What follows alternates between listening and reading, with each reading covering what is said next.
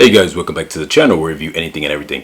And today I'm just going to get into a little basics rundown of how to kind of really navigate and shoot with the R6V, the Canon R6V. Now that's what we're shooting on right here, right now. Now, obviously you guys would have seen, I just recently did an unboxing of this camera, so it's new to me right now, but I kind of wanted to get into it from a perspective of people who really don't know what they're doing and just get you the basics to being able to start recording and kind of navigate some of those menus in it that sometimes might be hard to make sense, because me coming to this camera from an older digital SLR, the 6D Mark II, a lot of this stuff is totally new to me. And I know that if you're in that same ballpark that I am, you're used to a very simple menu system, one codec, not a whole bunch of different frame rates and this and that, whatever the case is, and just jumping into the way, you know, like it's just easy recording on top of that, because the codec was so small on that camera. And if you're coming from anything similar to that, or even maybe a point and shoot that has a similar codec, excuse me, what you'll realize is that you'll be able to kind of play this stuff on your computer without a problem from those other ones. And then here you might get into this space like I did, where I started recording and I tried to do 4K, and my computer on the better codec, and my computer couldn't even handle it. And my computer, it's not super old, it's not super new either. But the point is that you might end up finding yourself like not being able to handle. So I want to kind of just give the basics so you guys are able to understand how to put this in a mode where you could just get some recording done if you just need recording. Obviously, the higher levels go into deeper things in terms of better, higher codecs that you want to put your camera into. But this is, like I said, there are other channels that really dive into all that kind of stuff and recording raw and this and that. I'm going to really just do this to show you what not to get into if you know, like, you're at a beginning level and your computer can't handle that, or you're not ready to handle that, or those large file sizes, this and that. And just really kind of like hone in on what's just going to allow you to start recording. You know what I mean? What's going to just allow you to get into that space, even when it comes to autofocus, because I found the autofocus to be a little bit tricky as well. And that's something that really caught me off. The autofocus was a lot more simpler on my 6D Mark II, and this got a little bit more complicated with all these additional features and menus. But sometimes you don't want all that. You just want to be able to press record, and you want to do the things you want it to do. So with that, we're going to jump into it. We're going to get behind the camera, and we're just going to kind of fiddle around with the little things and pretty much show you guys the way. Let's jump into it. All right, you guys, so we're going to get into pretty much, first we're just going to get into the layout of things, and then we're going to jump into the details of the menu. So first, let me take the camera lens off. Now, hopefully I'm able to stay in frame with everything at all times, because it's kind of hard from behind the camera. But first, these are the hookup points. I'm not gonna untake this off, but you have the HDMI, you have the USB-C, headphone jack, and mic. Obviously that is for the what is the remote, but that's something a lot of people don't really use nowadays, because you have digital ways of doing that, like Bluetooth and whatnot. This is the hot shoe area, which once again, something you probably wouldn't really need. I leave that in there. I don't use the that specialized port right there, because only certain things are able to utilize that. And I'm using this thing primarily for video, so I'm just going to go over video features for this right now, you guys. Like I said, there's plenty of other people who kind of really dive into this stuff, who go really deeper into all the aspects of it, but I'm coming at it from a point of somebody who might not really be, might be a little, what's the word I'm looking for?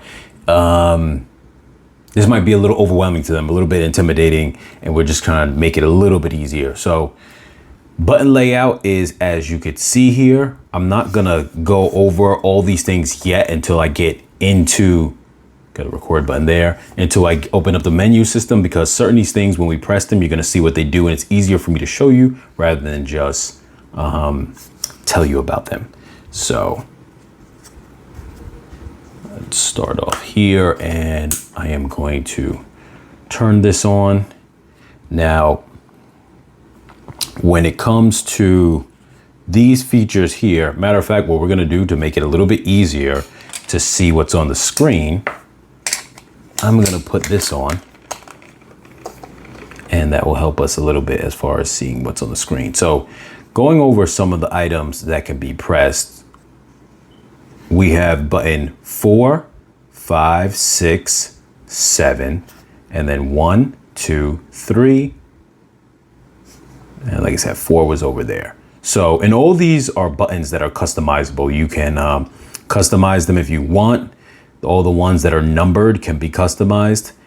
You have here as well, peaking, zebra, audio status, and that's where your focusing points when you're in just a regular camera mode. Here it gives you like the zone thing as well, but different types of zones, whatever. So yeah, but and then audio status here. Audio status just shows you what's going on, but it doesn't allow you to change it here. So let's first jump into, we're going to jump into all the external buttons first. So first you have this dial here is kind of a, you know, I don't know if other cameras had this, but for this is the first time you're coming into mirrorless like myself. Now you have wheels to dedicate for the Trinity. So you have this top wheel here navigates the shutter. This one here navigates the ISO. And then this wheel here navigates the aperture. Now you also have this joystick here, which usually is good for navigating the menu. It also could be used for the autofocus point. And as far as these buttons here, we're going to start with number 1, autofocus on. Now, I'm not one of those kind of people who really utilize this. So to be honest with you, I've never utilized this in photography. So I'm just showing you what it does, but it's not a thing that I've actually really used before. So I can't really tell you the benefit of it. But I think if you're coming in this from a novice standpoint, you just want to know how to do some basic video, that's not going to play a big role. Like I said, there's going to be people who can dive into this stuff deeper with you in regards to like the pro features or whatever the case is. This right here is to zoom in. And it's just good for just making sure you got your focus. This right here. I don't even know actually what that one does. But like I said, we're really just going to get into the really, the things that are just to get you started. So this right here, number 4, I don't even like really using it. But what it does is allow you to shuffle between your picture style or your auto white balance. Now, let me put this back on so you guys can see better once again. Now, this allows you, that symbol at the bottom there is this symbol.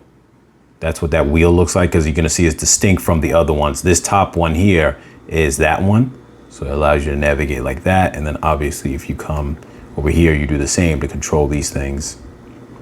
And then the autofocus points right there. But like I said before, there are other ways to do these things where I don't really like using that. So for example, number 5 is white balance. And I find it easier to control white balance like that, at least to bring it up. Number 6 is to go live, but you'd have to set things up. So we're not gonna worry about that right now. Like I said, we're worried about easy shooting. Color allows you to enter into the picture style. We're going to go deeper into that in a little bit, but this allows you to do picture style, which is always something Canon had. Most cameras have that, like a basic for the photos. It's like your for landscape, you know, like your standard pictures, landscape, things of that sort. I'm not going to dive too heavy into that. I'm going to show you the basic standard one, but we're going to go heavy into the new color filters area, because that gives you like a sense of like color grading built into the camera, like preset, almost like color grading. And then this right here is for when you're doing things like you come in here and then you would do things like change from Canon 709. You have Canon Log, Canon Log 3, Canon Log 2, Canon Log 3. This is like your standard 709. So we're not going to dive much beyond that as well. I just wanted to show you guys that. But the main one we're going to end up focusing on is color filters. And so, but we'll jump into that in a little bit. So right now, that was just showing you all the external buttons that really affect things. This is gonna be the button you're gonna be pressing almost all the time, and that is menu. So what I'm gonna do now is just angle things a little bit differently, so that way we can see them a little bit better.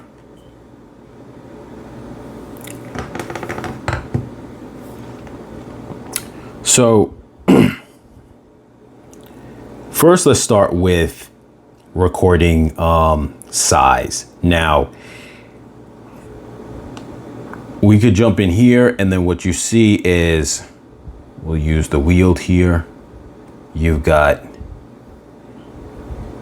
4K D. Well, first, hold on. Let me back out of this first and let you guys know. So first you would come here, and this is gonna determine the codec. Now, like I said, if you're coming from a space of not knowing that much, this lowest one is the one that is easiest. And I'm going to talk like that. I'm not going to get into the whole H2.5, H2, this, all this other kind of stuff. The AVCS, both of those are a little bit easier or light in terms of the codecs. The other two above it are a little bit higher, but nonetheless, the 8-bit is the lowest. Now, what I found, and the RAW is the highest, what I found is that with my computer is a little bit dated, and it's not all that powerful for modern times.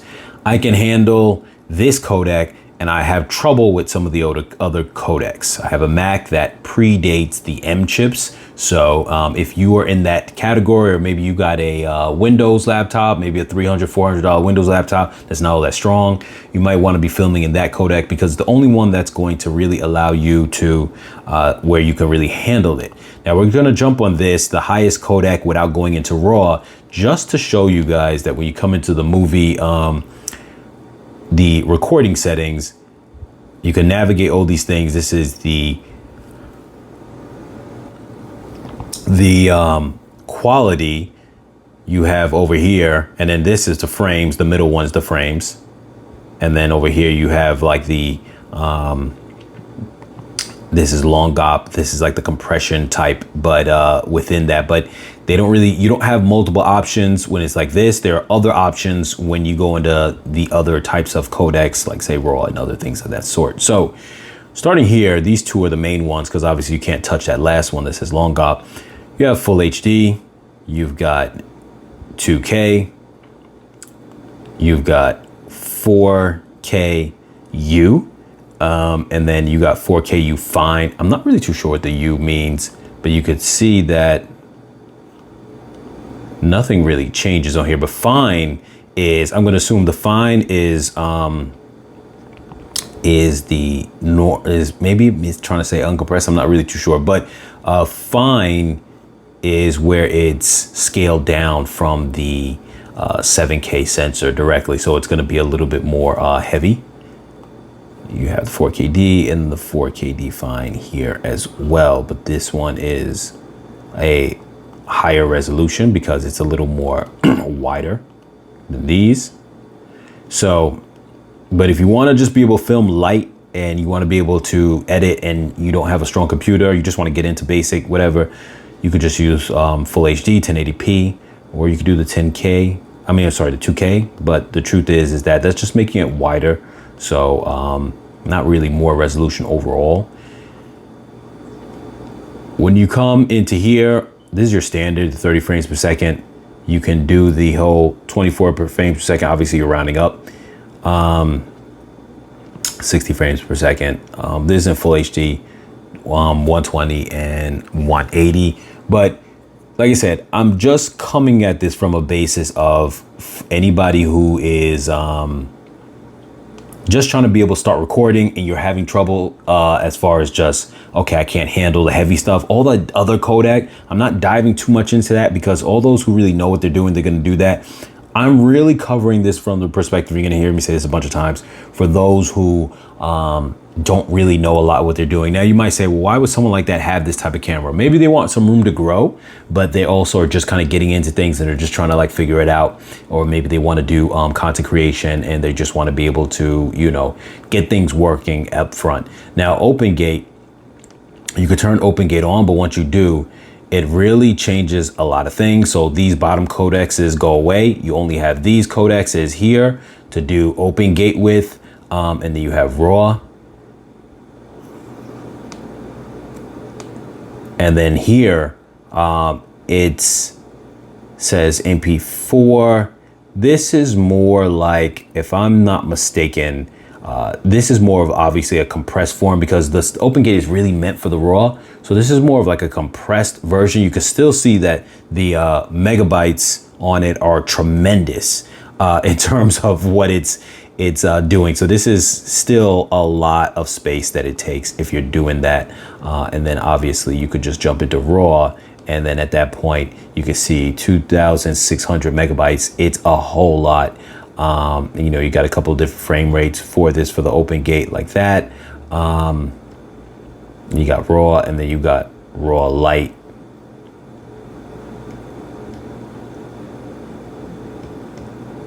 So yeah. Now, if you're doing open gate, like I said, I don't want to stay on this too long, but if you're doing open gate,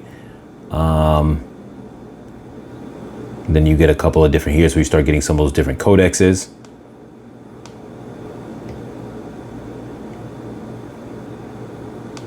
So yeah, but anyway, like I originally said to you guys before, now you can't go back to the other setting without first taking off that.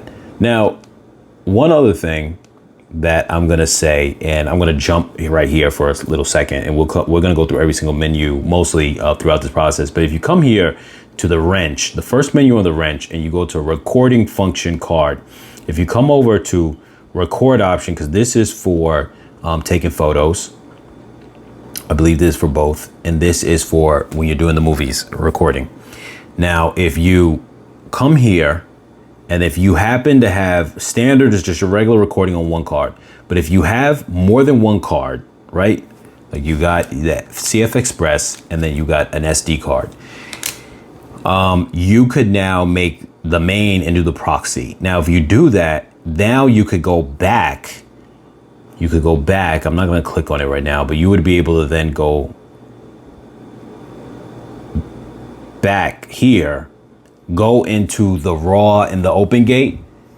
Now you would get a proxy of the open gate. So you would use the proxy, which is a smaller compressed version. So you could utilize that open gate field of view, which is essentially, for those who don't really know, it's almost like it's giving you almost vertical and horizontal, or portrait and landscape view in one shot. You would then have to kind of crop it in post, but it gives you that option. So that way, say if you filmed it and then you did a landscape view, and then you said, I want to make a short of this video, you would then also be able to go into post, like say iMovie or something like that, and then now make it landscape, make it a landscape view. I'm sorry, portrait view. And then so you could do that on that same one. But to be honest with you, if you're just, you're recording one thing, I wouldn't really do all that, but I just wanted to tell you guys that it's available, that's something that's available. So I'm going to put this back the way I had it. So now movie cropping is interesting, because if you guys have I have an adapter on this. Now, if you guys have an adapter and you guys were to use, say, a EFS lens from Canon, it would automatically activate crop movie mode, and then it will, just to make sure you don't have any issues with the lens. And I'm assuming that's the case with the RFS lenses, but if you have the full frame RF lenses, then that won't be the case, but you could actively choose to activate that. Sound recording, the only thing I'm going to say here that you really need to know about is, you come here and it starts at 16-bit. You want to switch to the 24-bit to give you more channels. But to be honest with you, outside of that, it gives you 4 channels versus 2, because you can only have 2 channels on 16-bit. Just do that, so that way things are, like you're getting a better sound quality. And that, I would just simply say, as simple as that. Like, you don't really need to know anything beyond that. When would you use 16? When would you not? Don't even bother to worry about that. Built-in mic. Now, I have it on auto right now because I have the manual settings when I am using a built-in, external mic. I don't touch these settings when it's the built-in mic. But what I will tell you is this, from my experiences, this might help you guys with a little bit of a guide. If I'm using a shotgun mic, I leave it right on this level, which is like 47. You could do 48 if you want, but I leave it at the natural space at 47 because the shotgun mic, the one I have, doesn't have a power source, doesn't have any kind of gain controls on the microphone. So the gain controls here are kind of left by default in a neutral space that kind of works. Now, if I am using a lav mic, what I found is that the place I prefer to be at is about 18. I've done 16 and it's nice, but it's a little too low. And then I've done 25 and it felt like a little bit too kind of peaking a little bit. And so 20 or 18 should be like around the sweet spot. If you have a wireless lav mic, but when I have it on that setting, what I do is my wireless mic has a 3-point increase gain. I'll show you guys that right now. I'm using Hollyland, which I reviewed on the channel before, and it has a 3-point gain. So when I keep that about 18, I increase this to the max at 3. So just to give you guys an idea of how to navigate your sound on a basic level, like I said, once you guys get more up there skilled with it, you guys will kind of navigate it the way you want. But yes, I would suggest put it on a manual for that. So that's a good basis for you guys to start if you're not really too sure when it comes to if you're using external mic. And I definitely recommend using external mic. Now this just says status. It doesn't really do anything other than just kind of show you what's going on, I guess, which mics are being received and whatnot. So yes, here it says it like there's 4, because it has 4 channels, but since it's using the onboard mic, all of them are being activated. If you had a plug-in mic, it would work differently. Like say 4 different mics. Coming over to here, obviously this is not really too much a big deal. You might want to adjust your ISO settings, and that's about it. How you want the range to go. But know this, when it comes to this camera, the base ISO is, and I'm going to jump into something real quick just to show you guys this. On the Q menu, when you press Q, you could press it, have it set to where you could press it 3 times and it goes to 3 different things. But here, and I'm going to, where is the ISO settings? Oh, I'm sorry, it's not inside here, it's just right on here. Sometimes I get confused. So ISO. Now you can control the ISO, like I said, from the, let me back out. You can control the ISO from here. Now the whole time I've just been using this wheel to select from the menu system and whatnot, but you control the ISO from here. So let me zoom back in and you can see that, but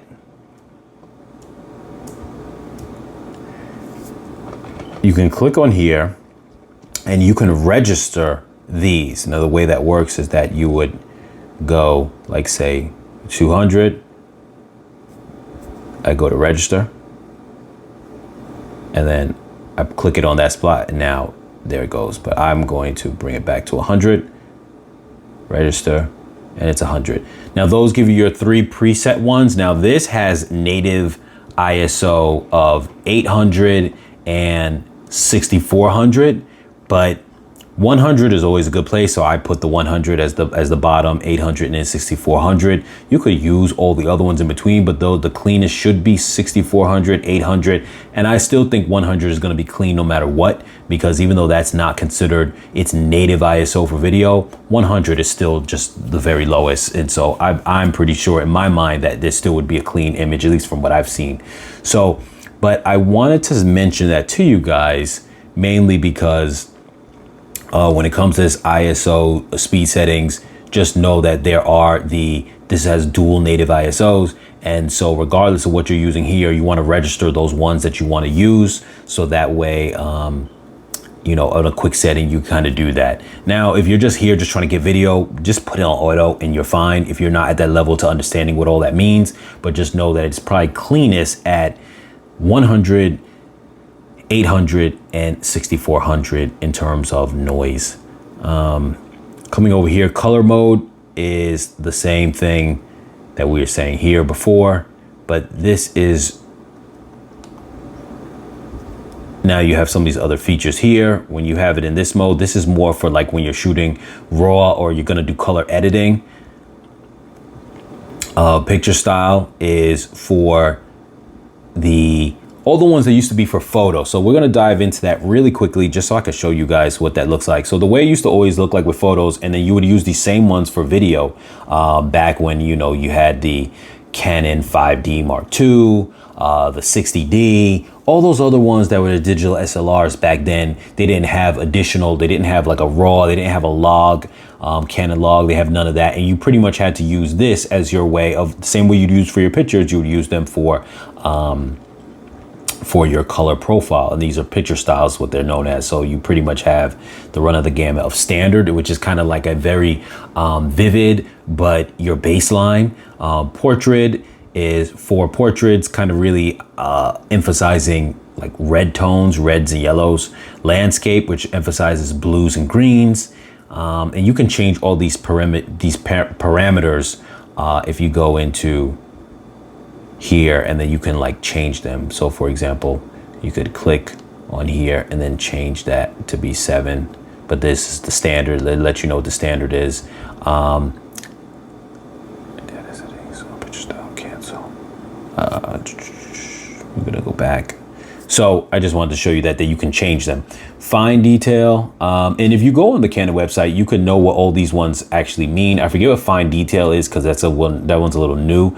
Neutral is supposed to be a neutral image, somewhat flat, and then faithful is trying to be realistic. So it's almost similar to neutral, but it's not quite, because neutral is a little more flat, and faithful is trying to say like this is just a plain image of what you see.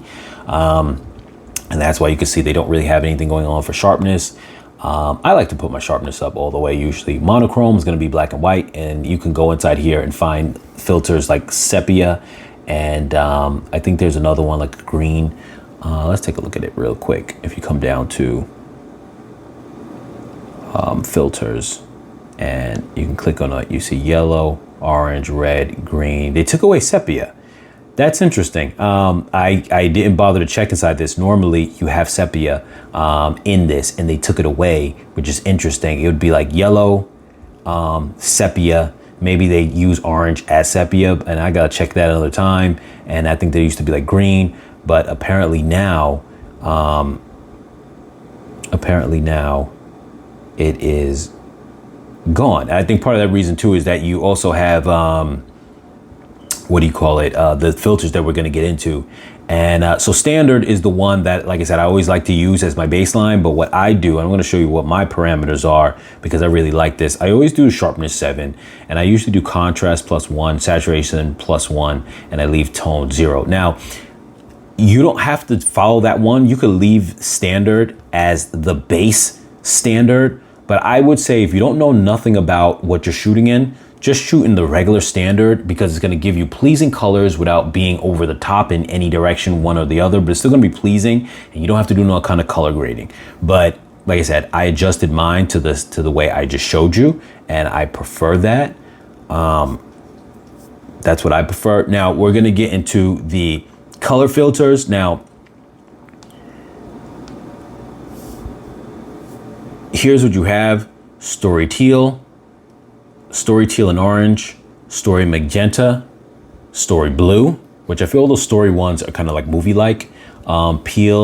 Pale teal and orange, which is a nice one. Retro green, sepia tone, and that's why I think kind of replaces that other one a little bit, like in the monochrome to a degree. Accent red, tasty warm, tasty cool, bright amber, bright white, clear light blue, clear blue, and clear amber. So what I'm going to do now is I'm going to insert right now. I did a visual on myself of all those filters, because I feel like those filters are, like I said, if you guys are getting into this, and you know nothing about color grading, this is a way for someone who's a novice to almost feel like they are, you know, doing color grading. It's baked in, similar to the picture profiles, but the difference is these are more supposed to be for the video aspect specifically. So in that clip, I'm going to show you standard, how my standard looks, so you get an idea how the standard looks in general. Even though my standard, the parameters that I made, just tweak it a little bit, but it gives you an idea of standard. And I'm going to go through all the color filters in that. So I'm going to insert that clip right now. Hey guys, so right now we are in picture style, and this is the standard picture style. We're going to show off the filter types, that are on this. So that's different than picture style. The filter types are almost like a finished color grading. Sorry, I had a brain fart there. Color grading type of preset. So for those who are not familiar with things like color grading, this is almost like giving you color grading, but without knowing how to color grade, without shooting in some kind of log, without shooting in RAW or anything like that, and having to color grade. So that's what the filters are for. So what we're shooting in right now, just to give a base standard, is I like to shoot in picture style standard, which is always Canon standard for shooting like photos and stuff like that. But while you can change the parameters, I usually like to shoot with sharpness 7, that goes up to 7. I shoot with the other parameters usually go from 0 in the middle and then 4 on each end. So for saturation, for things like this is saturation 1, contrast 1, and leave the tone at 0. Now normally when I'm shooting, say something like landscape photos or anything like that, I would put my saturation at 3 when I used to take photos.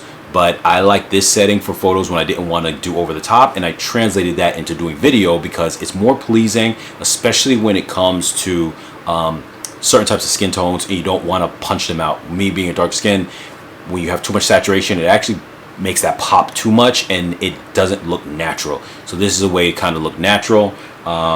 So this is the setting that we have for here. So I'm going to jump into the filters and we're going to go over each one, you guys. So this filter type is story, teal, and orange. I really like this. It gives almost like a movie feel to it, but it's in between from feeling like a little bit warm and a little bit cool. I feel like it's just right in between. But yeah, this is story, teal, and orange. So this is story magenta, and I feel that this one is also pretty nice.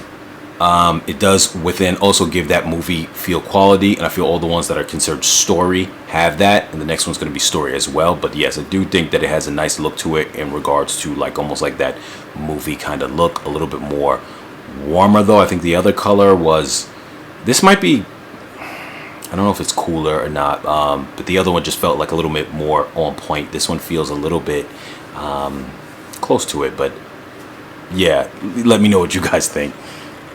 Now this filter is story blue. This one's definitely a lot more cooler than the other two that we just did as far as the story ones.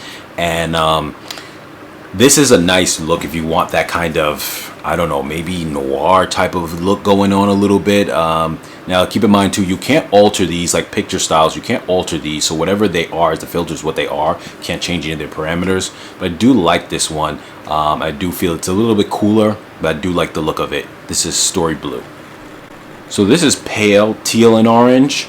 So similar to the very first filter was story teal and orange. Pale teal and orange definitely feels a little bit, I think, cooler and less saturated than that other one. But I still think it looks nice. Don't mind I'm looking at the screen so I can help describe what it's looking like. But it's definitely still nice. I feel like it kind of fades from that strong movie tone. I feel those other ones give, the story ones give a little bit more of this kind of movie tone, hyper movie tone. But this feels definitely a nice color to kind of really, these teal and orange definitely gives, this is pale teal and orange, but all the teal and orange just seem to give a nice color tone towards something that I think is very balanced.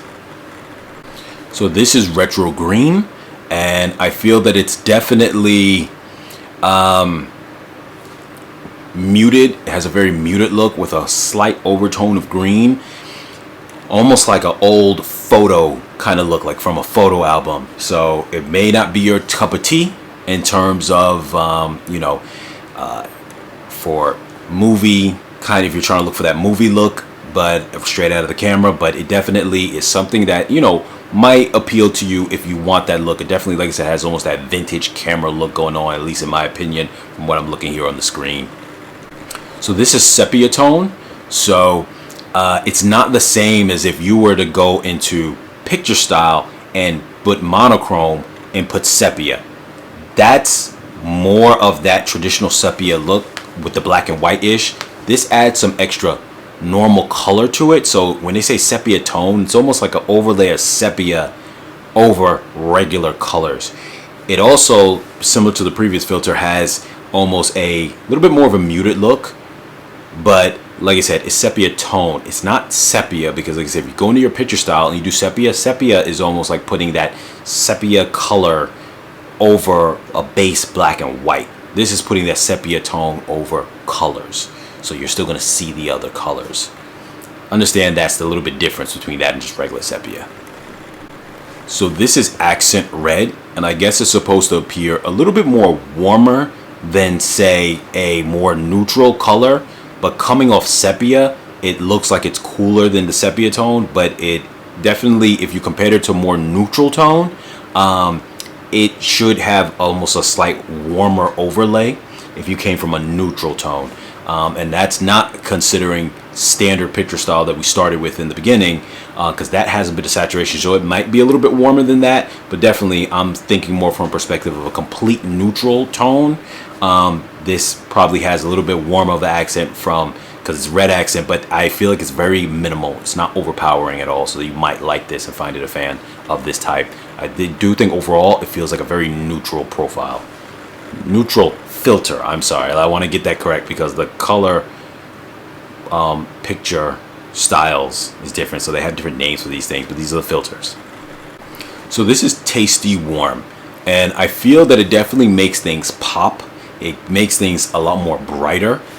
If this is the vibe you're going for, maybe if you want to film something that gives it that kind of bright and happy moment, because sometimes you can use these filters to tell a story in themselves in terms of just brightening up a scene. Maybe you want that more dark noir scene, you use a different filter. In this, there might be a moment where things are sunshiny and happy, you use this. But definitely this feels very bright and a lot more of like a sunshiny vibe to it. I didn't change the exposure or anything like that, and yet you see how it is just kind of like popping more than the other filters. So this is Tasty Cool. It definitely feels a lot more obviously cooler than Tasty Warm, but still within that bright dynamic. I feel definitely a lot more brighter than, like I said, some of the other ones, which then reduces some of that punchiness of the colors, I think.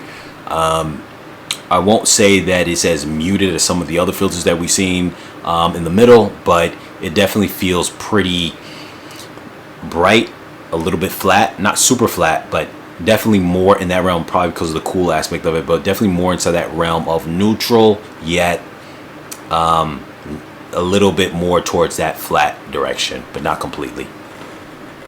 So this is Bright Amber, and I definitely feel that this has, once again, almost this very almost old school filmic look, but like a very warm, heavily like almost orange tone coming over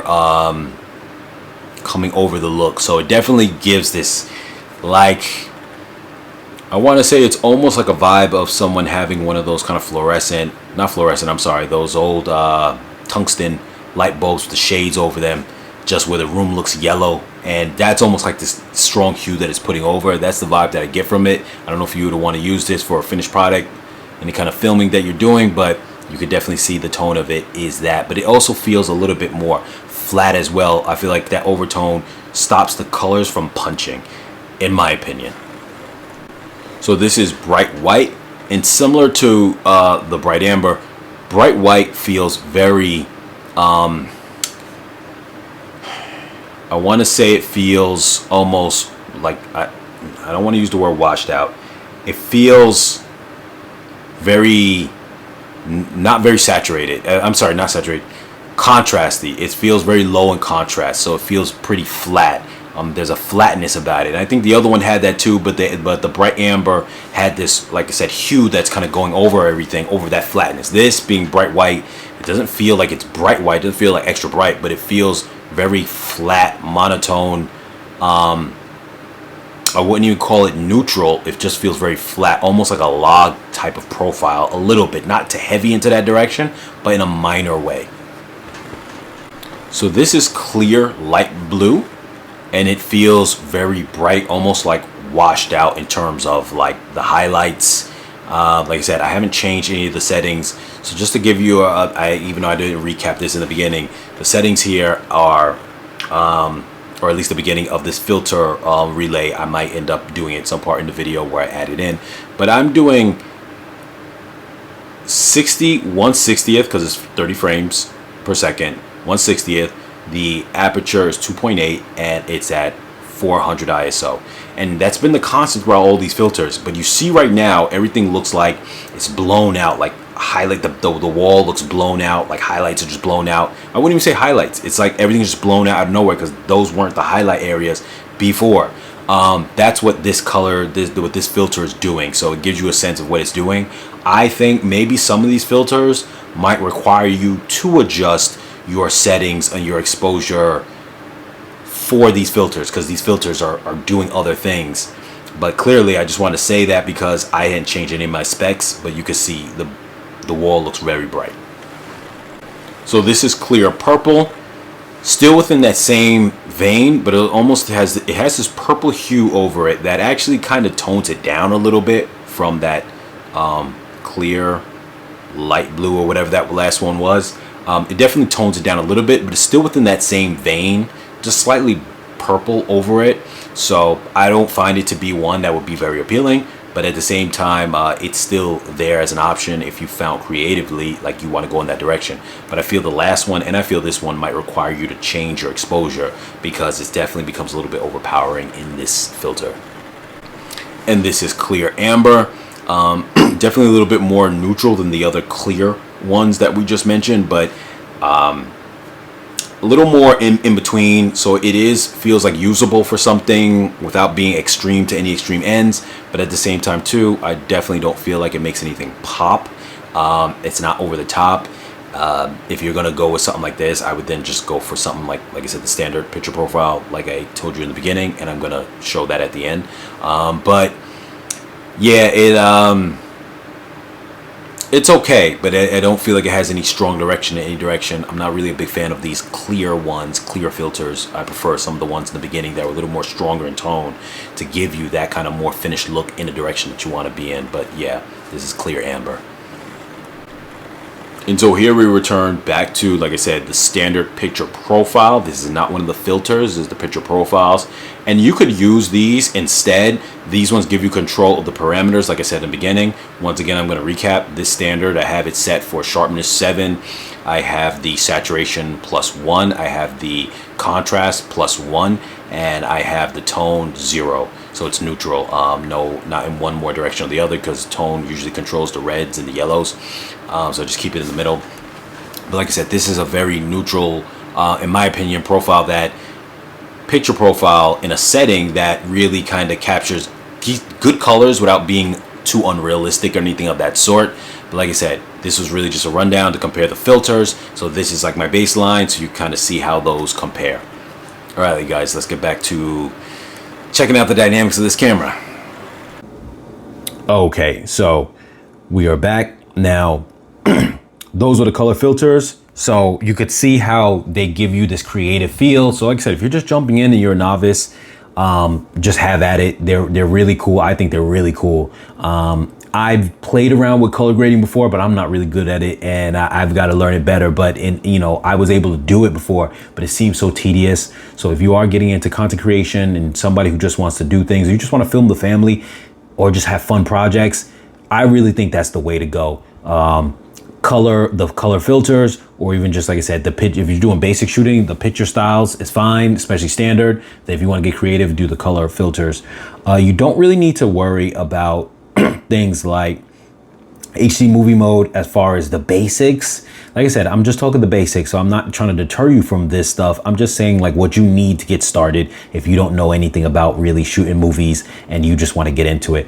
Auto light optimizer, you don't really have to worry about that also, but if you wanted to, it's disabled in manual mode. By standard, it's going to be in, I just put it right now in aperture priority mode, and then otherwise you could have it on low, standard, or high. I usually don't have it on at all. That is, auto light optimizer just tries to bring out the shadows, and then highlight tone priority tries to help with the blown out highlights. But either way, they're not things you have to do, but if you wanted to, you could have it to like a small level. You don't have to go like extreme level on it, but I would say just stay away from it for now. If you're just kind of new to recording, you really don't need it really at this point.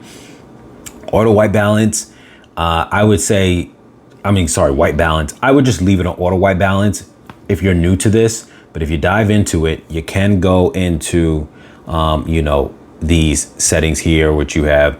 Or the only thing I'm going to tell you is this: if you're in auto white balance, because you have all these other ones, and these are, applied directly to the type of lighting, but usually auto white balance is pretty good. So you have daylight, shade, cloud, tungsten, white fluorescent, obviously flash. I would say the only one that's, for the most part, auto white. If you're just new to everything, auto white is just really don't want to leave it in. The only thing I'm going to say here is this: come here, click on this, and then you have two types. You have ambient priority and white priority. In the when I used to use my Canon 6D Mark II, this didn't say ambient priority. It says something like I think it was like auto. I don't know if it said tungsten, but essentially what it is that this will take the light. And I'm sure they just changed the wording, but it means the same thing. Essentially, say if you're indoors with indoor lighting and it's got like yellow lighting, tungsten lighting, this is gonna still make the vibe feel yellowish. Even though it's trying to do auto white balance, still gonna have a little bit of yellowish tone, and this is gonna try to make it more just pure white. So that's the one thing I would adjust if you guys are just gonna have it in auto white balance and you're not really too familiar. Other than that, I would leave all the rest of this stuff alone because you're just gonna get yourself more confused. Lens correction, I wouldn't even bother with that. Noise reduction, you could leave it on standard. High ISO noise reduction, it means when you up the ISO and you start getting gain noise, because when you increase the ISO, you get noise. For those who are unfamiliar, most of you guys probably are. This just helps with that built-in camera processing to help with that. But essentially you could do low or you could do standard. Sometimes when it's very high, in theory, I believe you lose some detail, but it's not even something that we would even notice because cameras got so good nowadays that either setting you put it on, I don't think you're going to have an issue, but I would just leave it on standard, whatever it's coming as, or low. Pre-recording settings, I wouldn't bother with that as well. Tally lamp, obviously I would definitely keep that on. Now, image stabilization, if you were walking around with it, you're doing video recording and you want it to have image stabilization, because this camera comes with image stabilization, I would stay away from digital stabilization, because all that is cropping to keep the camera from looking like it's moving. But the IS mode, the actual stabilization for the camera, this is cool, but the only thing I would tell you is this, just so you know: if your lens does not have IS on it, you control it from here and just go on or off. If your lens has stabilization, essentially it's gonna match what the stabilization is on the lens. So if you turn the little piece on the side of the lens, the little switch to off, it's gonna turn off the in-body stabilization, or the IBIS, and the one for the lens. You can't separate the two. So just know that. This is also something that you guys wouldn't really need to bother with. Like I said, for the basics, shooting info. The only thing I'm going to say on this screen that I would tell you is keep all these on. What that means is that it's going to cycle through all of these types of screens when you press the Q button. So that way you get all three of them, because otherwise when you press, you might get, if you unclick, say this, you're only gonna get that screen. And maybe you don't want just that screen. Maybe you want, you know, the other screen, because a lot of times too, this is the screen I prefer. So coming out of that, just for a second, if I press the Q button, you see it brings up this one. I don't really like this menu setup here. You can use this to scroll down through it. I don't like that, so I press it the second time, and the Q2 one gives you this layout, which to me is a lot more just, you know, you press the one you want. It's a little bit easier to navigate. That shows me my volume controls. You know, if I want to go to the color profile, which, you know, you could do that with the color button there, but nonetheless, this just gives you a quicker way, just if you're not familiar with all the buttons yet, brings it all up. And then this allows you to go into the picture mode that you want, or color filter, or, you know, those other kind of log and whatever. But if you want to come here, you could do that and exit out, and it's going to go to the color filter that you last had it set on. Or if you go to picture style, it's going to go to the picture style you last had it set on.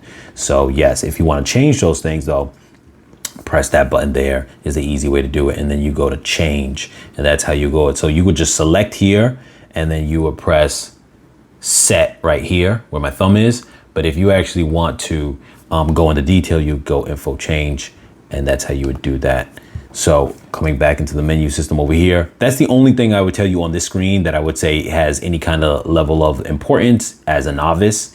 Other than that, auto power off. I put high. You don't have to worry about this, because if you're recording in low levels, you're never gonna have to worry about this.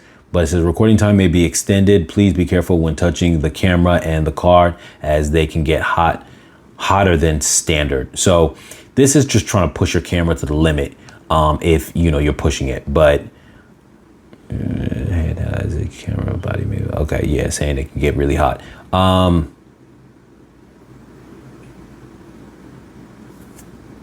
Okay, so, but like I said, it's not something you ever have to worry about, because if you're shooting like 1080p, you're never gonna have to worry about that anyway. So let's see. Shut down warning on, that stays on. I wouldn't touch that at all. Low res, I wouldn't touch this at all either, but it says when you're in standby mode, the screen is low res. I mean, it's just for menu settings, so why not? It's not a big deal. Autofocus. Now, autofocus, you're gonna do enabled. You don't want to do disabled, so you're gonna have enabled. There's detection priority. I would say don't really worry about this. You could do detect only, and what that means is, like, to the best of my knowledge, detect priority is going to put priority over what is detecting over another thing, as opposed to just detecting one of those things. But we'll get into that in the next area, when we talk about selecting what you're detecting. But I like to go here. At first, when it started, it just was underneath the banner of, what was it? It wasn't just subject detect. It was, that's on auto. We'll get into that in a moment. It was this right here, because I realized when it says autofocus close up, so it had this was on. I'll explain what that is in a moment. But it also had autofocus the whole area, and I didn't like this, because this made it where you couldn't. I'll show you what that's like. Let me take this off, and then we're gonna come here. Looks like my corner of my fish tank over there, don't mind. But you can't press on where you, wait a minute. Why is it allowing me to do that now? Okay, hold on. And this is where it got a little bit confusing. So that is area focus everywhere. And then I had demos on, and let me see if this is what, yes. So I had demos on. What this does is it's supposed to be where, and I had this setting originally, and it just threw everything off. So I want to tell you guys, take that off. What that does is, it doesn't allow you to click on it, but what it does is, it's now going to autofocus the entire area of the screen normally, because that's what we already have the setting on. But now it's like if someone puts their hand up. So say if you're sitting in front of the camera and then you put your hand up and you go, oh, I want to put this thing up close to get, it's not focusing because of how close I am. Let me see if I can get my hand a little further away. So if where the fish tank is where you are sitting and then you put like an item up close because you're like, hey, you know, I'm doing a preview of something. That's what they call a demo. You hold it up to the screen, and then when you're kind of displaying it, like, you know, how you hold your hand up to the screen, and you know, say if the screen is facing this way, like the camera, I'm sorry, I got it so zoomed in. Say if the camera's facing you this way, and you hold something like an item up, like, here, take a look at this, to the screen. It will now automatically target what's in the foreground and do that. That gave me problems, and I didn't like that. So what we're gonna do is, and I can take this off now. I mean, I can put this back on now. Well, hold on. We're doing our little autofocus thing. So I'm gonna take this off because I don't like having it on. I suggest you guys don't have that on either. Movie server autofocus speed, you could leave that as the default 7, but essentially what that means is if you wanted to kind of like zoom into different things slowly, almost like a cinematic way, you'd bring it slower. If you want it to be faster, you could do that as well. But coming back here, I like to go from this to the zone. That's how I like to do it, because this allows you to just have just a nice middle area zone. So that way, if you're recording yourself or family, just aim the camera in the middle. But if you need to, with a spur of the moment, change it, you could just go like this. And it's a big, broad area, so it's not something where you really need to be like, oh, I gotta get the pinpoint exact. This is easier to move. If you're doing like the small pinpoint ones, and every time you press the button, it's going like a small area, and I think that becomes more annoying for your basic recording. So this is the setting that I would suggest to you guys. You can move that around just by pressing it, and that's the one that I like to use. So once again, subject auto detect, you could do that, and it will do the auto detect, and it will go after like somebody's face and stuff like that. But what it's gonna do now is this: it's gonna subject to detect. It's going to detect only within the box that we have. That's why when you do the all area, now it's going to be detecting the whole area, but sometimes that can become a problem.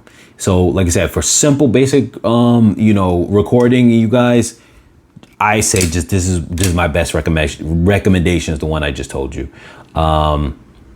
This is not really important as well. This is not really important as well, and neither is this. For the purpose of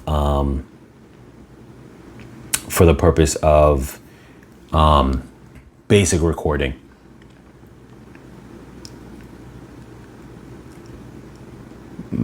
Okay, I was looking for another setting thing. So this one, you don't have to worry about that as well. This is just showing like the playback of your images. I won't really worry about that too much. The next really major thing is these are the network settings. So one thing I would tell you this, because this is what I learned too.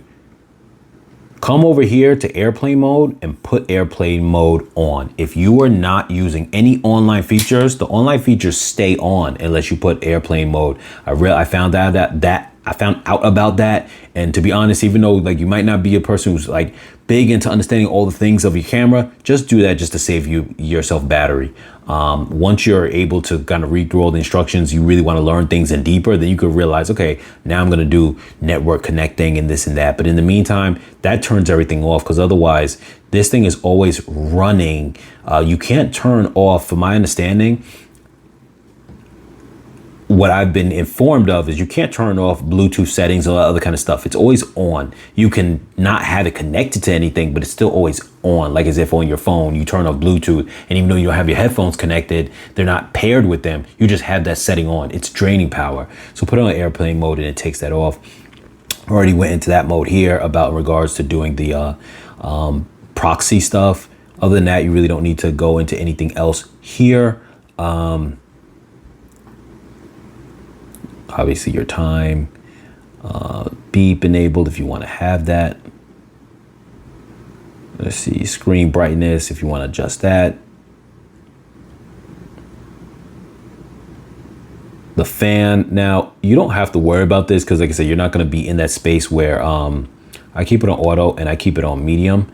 But for the most part, it's not something you really got to worry about because you're not going to be in those high settings, like I said, based on what we're going over inside this video here right now. And that's really about it. You can customize because you got custom switches on the top dial up here for C1 to C3. You guys don't need to worry about that if you're just learning the basics. Once again, just to be able to start recording, and that's it. So I would say don't worry about that. One thing I'm going to also say to you too is if you have your battery in the camera and you plug in a USB-C cable into it while the battery's in, because the battery has to be in, what will happen is it won't charge. If the camera's off, it'll charge the battery. If the camera's on, it won't charge the battery, but it'll bypass. You won't lose any juice on your battery, and now you'll be able to run your camera straight from the power coming into it from the USB-C. But it needs at least 30 watts or above to be able to do that. Custom buttons and this and that. This allows you to customize all the buttons like I showed you on there, 1 to 7 and whatnot, and the wheels and stuff like that. I would honestly leave all this stuff alone starting off because you're just going to confuse yourself and probably even mess up all of the buttons. And custom control black for the wheels, touch controls enabled.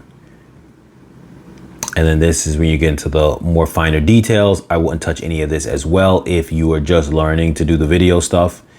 And other than that, I made a My menu just for easy access to, you know, certain things that are important to me. But for the most part, if you aren't really changing much of your settings, which I don't really have to change much of these things either, then I wouldn't worry about it. The only reason why I would say image stabilization, obviously, most of the time you could just leave it on, but you know, that just gives me the ability to turn it off if I need to, if I'm working on a tripod or not,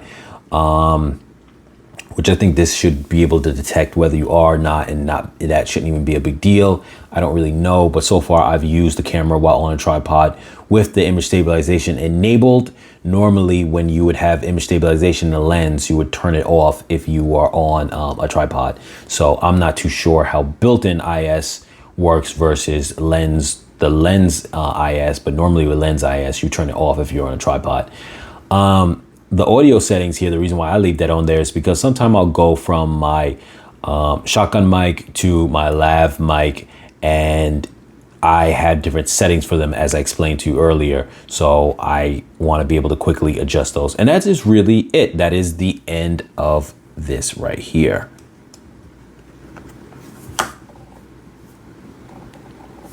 So that's pretty much everything when it comes to the camera.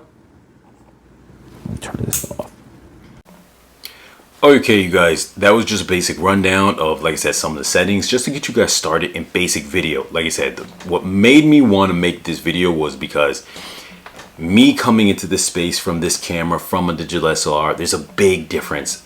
Big difference. Basic SLR just had one codec, simple video settings, very easy.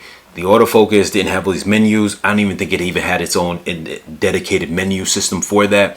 So for me coming into this space, it was definitely a challenge. And I figured that for you guys, it's probably the same thing.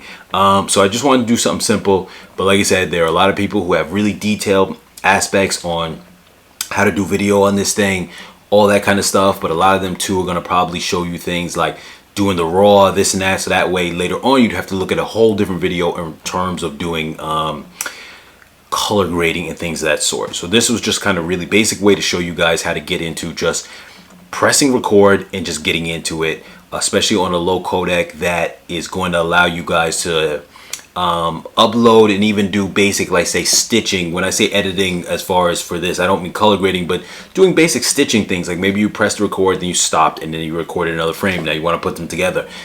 You're running something in iMovie or even some kind of other basic video editing tool that might be on Windows. You probably, if you have a basic computer that's either like $300 computer, or maybe your computer's a little dated, 2021, I don't know, depending on the setting, the situation, whatever the case is, the specs, you might not be able to handle things like 4K, you know what I mean? And if you just want to do home movies or whatever the case is, even if you're getting into content creation, but it's like you just don't have the computer to handle that much heavy stuff, it's nice to be able to say, well, these are the codecs that are going to be able to handle it. Basic 1080p is still going to look nice, as you guys see here. I'm recording in 1080p right now on the lowest codec, and it still looks nice because modern cameras nowadays just make it look nice and whatnot. Now, granted, I do have a lighting system, but nonetheless, if you are doing your basic recording and you have good light, maybe outside, whatever the case is, it's going to look nice. So anyway, you guys, hopefully this was helpful for you guys to run through, like I said, the basics. And if you guys have any questions about the camera or running the camera, just let me know. Post them down below. As always, you guys, like, share, comment, subscribe, and I'll catch you guys in the next video.